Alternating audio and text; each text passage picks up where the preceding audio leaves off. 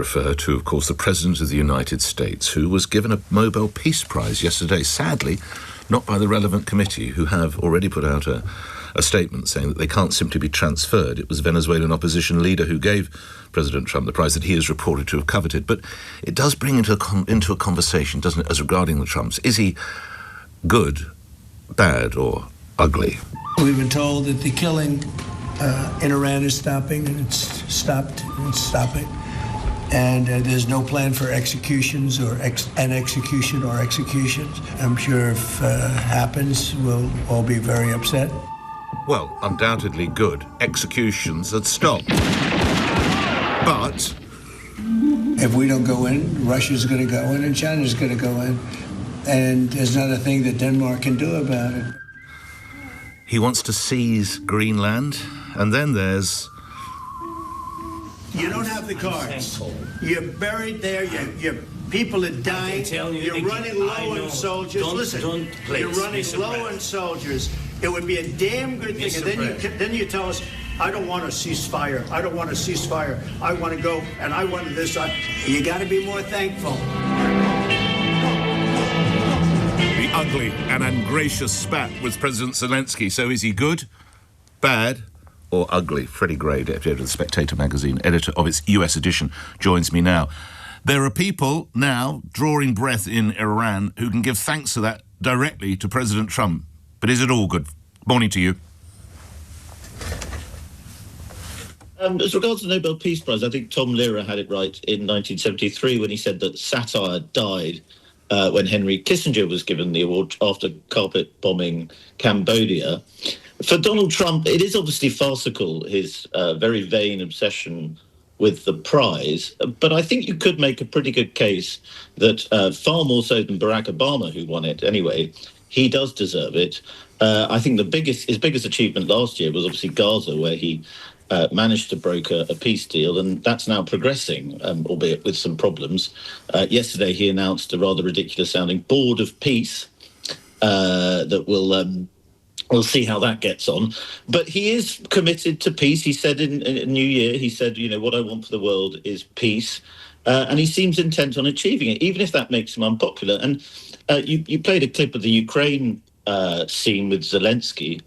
And I think, he's had a lot of criticism about sort of cozying up to Russia, about ignoring Ukraine's concerns, and some of it's very justified. He is at least pushing for peace in Ukraine. And I think there are a lot of Western figures who seem perfectly content to let the war just go on and on and on, with Ukraine losing lots of people and slowly losing a terrible war of attrition. Whereas Trump is really trying to make moves to solve the conflict. And so, yes, I think we shouldn't get hung up about the bauble that is the Nobel Peace Prize. And I'm not sure Venezuela is necessarily a great move for peace. He has essentially taken out one terrible dictator and replaced him with potentially another. So we shall see. We shall see. But I think, yes, he's a pro-peace president. I just don't think we should get hung up on about the Nobel Peace Prize. But then there's Greenland, Freddie.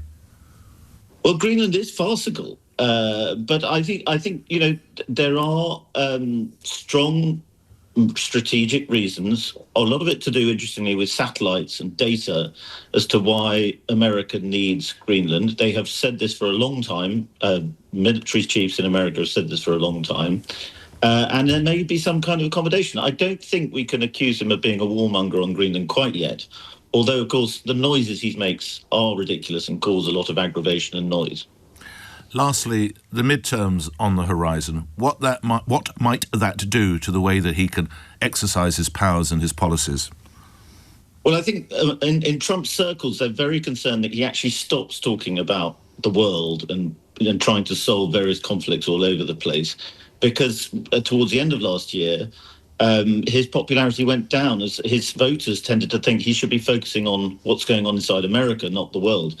And that's what he's got to do ahead of the midterms. He has had some better news on the economy recently, and that will be vital. But if he does not win the midterms, and if the Democrats win a majority, as Steve Bannon put it, we're all going to jail. And Steve Bannon's someone who went to jail when Trump and the Republicans were out of power, so he should know.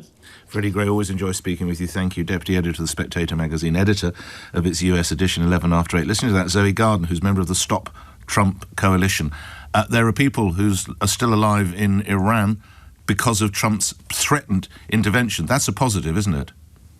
Well, I think reports from Iran would directly refute that. People are still being killed. And even, in so-called normal times in Iran, like last year in 2025, almost 1,000 people were executed by the regime there. So I think the idea that Trump has brought peace to Iran is slightly... Didn't say he brought peace, but just insulting. He has halted the executions, though, Zoe.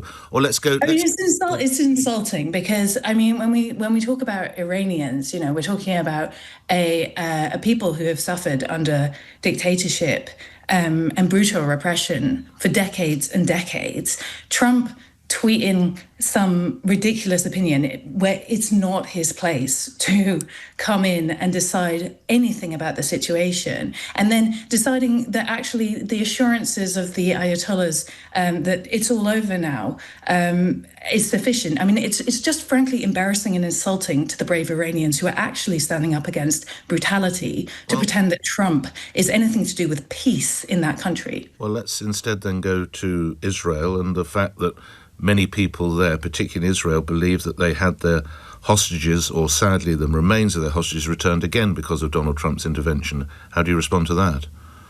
I respond that Israel has been committing a genocide. No. To the point about the return of hostages. Can we address that? Well, the hostages being returned has not brought an end to the President, I don't know whether you're... I'm obviously not... Right. Do you accept President Trump was involved in helping secure the return of the hostages? And if you do, that's surely a good thing. I don't accept that was a good process. No, it's not good to get the hostages back. Hostages were returned. Yes, it is, but it hasn't brought an end to the but did immense President suffering. Trump I'm sorry, I'm allowed to make it a separate point. Just answer my question first. Let's deal with it chronologically. I am delighted that the hostages were returned. I do not think that Trump's intervention has been positive within that process in any way. So President Trump wasn't involved in getting... And I think that the continued failure of the... I'm sorry, we'll do it my way. When it's your show... No, we'll do it my way, thank you.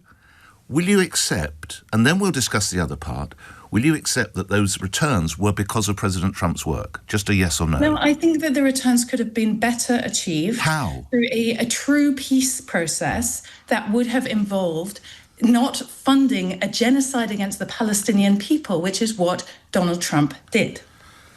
I sense that you're one of those people who, even if he was to find a cure for cancer, it would still not be the work of Donald Trump. Donald Trump has drastically cut cancer research funding throughout the world. So the day he finds a cure for cancer, Nick, I would be delighted for you to bring me on, and I'll say it's wrong. Why is it that this man excites such opposition in your eyes? I think it's quite obvious that Donald Trump is bringing authoritarian violence to the streets of the United States, that he is a dangerous warmonger on the global stage, and that he is a representative of the very worst elements of the political situation that the world finds ourselves in. He is a danger to Ukrainians. He is a danger to, frankly, anybody who he decides gets on his nerves that day. And he's a danger to American citizens. He's a danger to the global world order. And I think that the British public can see that incredibly clearly. And it's, frankly, just a little bit jarring to have conversations about whether or not he's a peace bringer. He's a very polarizing figure, to say the least. Yep.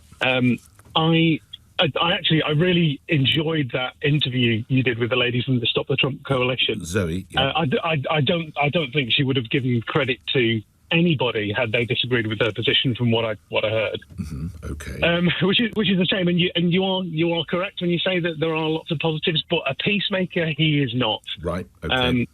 I also don't necessarily think he is. Well, I think we need to look at Stephen Miller, the power behind the crown, right, for a lot of what is actually going on. I have family in the United States. Oh, do you? That's interesting. Whereabouts? They're right on the Canadian border, actually, right. way up in the north. Okay. They're not Minnesota. It's northern New York State. They're in a very Republican area. Right. They are not Republicans; they're Democrats, and there's an awful lot of reporting that goes on in the United States that discusses Donald Trump and the division that he sowed within the country.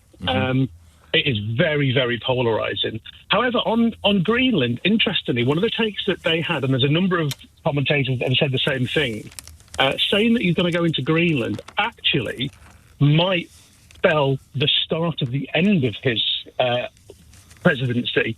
Why so?